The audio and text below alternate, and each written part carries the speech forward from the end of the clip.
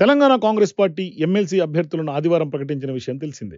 Party high command ఆదేశాల ప్రకారం అద్దంకి దయాకర్, విజయశాంతి, శంకర్ నాయకులను అభ్యర్థులుగా ఎంపిక చేశారు. ఆ ప్రకటన అనంతరం టీపీసీసీ వర్కింగ్ ప్రెసిడెంట్ జగ్గారెడ్డి తన అభిప్రాయాలను వ్యక్తం చేశారు. ఆయన మాట్లాడుతూ, ఇప్పుడు నా మనసులోని ఆలోచనలు జీరో స్థాయిలో ఉన్నాయి. ఈ అభ్యర్థుల ఎంపికతో నేను ఆశ్చర్యపోయానని అన్నారు.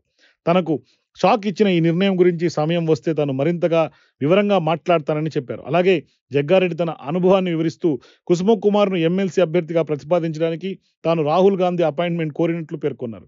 ఈ విషయాన్ని టీపీసీ చీఫ్ మహేష్ కుమార్ గౌడ్, మంత్రి ఉత్తమ్ కుమార్ రెడ్డికి కూడా చెప్పినట్లు తెలిపారు. వీరు దీని గురించి రికమెండ్ చేయడానికి ఢిల్లీ సమావేశం జరగకపోవడం వల్ల నా అభ్యర్థన ఆగిపోయిందన్నారు. తన నిర్ణయాలను అధిష్టానం గౌరవించలేదనే బాధ తనలో లేదని, ఇకపై ఎవరిపై కూడా విమర్శలు చేయాలనుకోవడం లేదని జగ్గారెడ్డి స్పష్టం చేశారు. గెలుపోటములు తనకు ఏమాత్రం బాధ కలిగించవని, వాటిని తాను సంతోషంగా స్వీకరిస్తానన్నారు. అదేవిధంగా రాజకీయ ప్రపంచానికి విశ్రాంతి ఇచ్చిన జగ్గారెడ్డి ప్రస్తుతం సినిమా రంగం వైపు అడుగులు వేస్తున్నారు. ఏ వార్ ఆఫ్ లవ్ అనే ప్రేమ కథా చిత్రంలో ప్రధాన పాత్ర పోషించబోతున్నట్లు ఆయన తెలిపారు. ఈ చిత్రానికి సంబంధించిన పోస్టర్ కూడా విడుదల చేశారు. ఈ సందర్భంగా జగ్గారెడ్డి మీడియా చిట్ చాట్ నిర్వహించారు.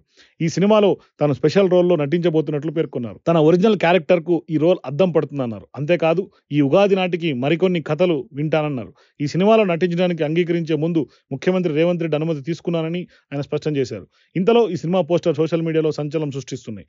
తన పాత్ర ఇంటర్వెల్ ముందు మొదలై సినిమా చివరి వరకు ఉంటుందన్నారు. ఈ సినిమా తెలుగు, హిందీలో పాటుగా పాన్ ఇండియా లెవెల్లో విడుదల చేయబోతున్నట్లు తెలిపారు.